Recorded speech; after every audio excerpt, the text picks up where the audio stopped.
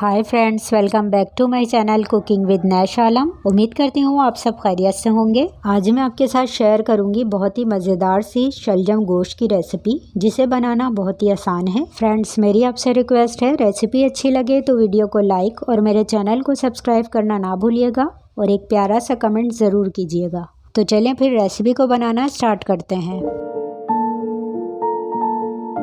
ये मैंने आधा किलो शलजम ली है। इसे हम छील के छोटे टुकड़ों में काट लेंगे। देखें, तमाम शलजम के मैंने इस तरह के छोटे पीसेस कर लिए हैं और ये तमाम शलजम हम प्रेशर कुकर में डालेंगे और इसके साथ ही 1 कप पानी ऐड करके कुकर की लीड लगा देंगे 8 से 10 मिनट के लिए, ताकि शलजम अच्छी सी गल जाए।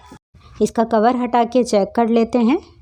शलजम बहुत ही अच्छी सी गल गई है। सारी शलजम को हम इस तरह से प्रेस करते हुए मैश कर लेंगे। मैश करके मैंने तमाम शलजम बाउल में निकाल ली है और दोबारा से मैंने चूल्हे पे प्रेशर कुकर रख लिया है। इसमें आधा किलो बीफ डालेंगे। गोश्त को अच्छी तरह से धो के साफ़ कर लें। फिर इसमें 1 टेबल स्पून अदरक लहसुन का पेस्ट ऐड करेंगे।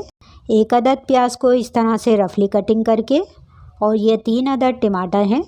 और इसके साथ ही 1 टीस्पून नमक जाएगा, 1 टीस्पून लाल मिर्च पाउडर, हाफ़ टी स्पून कुटी हुई मिर्च, हाफ़ टी स्पून हल्दी पाउडर ऐड करेंगे और फिर 2 कप पानी शामिल करके इसे कवर कर देंगे 20 से 25 मिनट के लिए। और कुकर का प्रेशर बनने के बाद चूल्हे की आंच लो कर देंगे और 20 मिनट बाद मैं इसे चेक कर लेती हूँ कि गोश्त कैसा गला है। गोश्त तो गल गया है। इसमें जो पानी है इसे हाई फ्लेम करके चम्मच से चलाते हुए भून लें और गोश्त को बहुत ही अच्छी तरह से भूनना है ताकि इसकी स्मेल दूर हो जाए। फिर इसमें आधा कप कुकिंग ऑयल डाल दीजिए, 2 टीस्पून धनिया पाउडर और 1 टीस्पून ज़ीरा पाउडर इसमें ऐड करेंगे और 3 अदद हरी मिर्चों को इस तरह से काट के शामिल करें।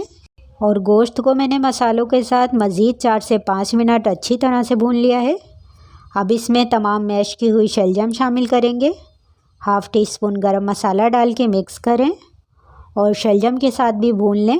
फिर इसे कवर कर दें ताकि ऑयल सेपरेट हो जाए और 10 मिनट बाद हम चेक कर लेते हैं। बहुत ही अच्छी खुशबू आ रही है। चलें, अब मैं इसे सर्व करके दिखाती हूँ। बहुत ही लजीज बना है। इस पे थोड़ा हरा धनिया गार्निश करेंगे और ये मज़ेदार सा शलजम गोश्त रेडी है। आप लोग भी ट्राई कीजिएगा। हम फिर मिलेंगे नेक्स्ट वीडियो में एक और नई रेसिपी के साथ। अपना ख्याल रखिएगा। अल्लाह हाफिज़।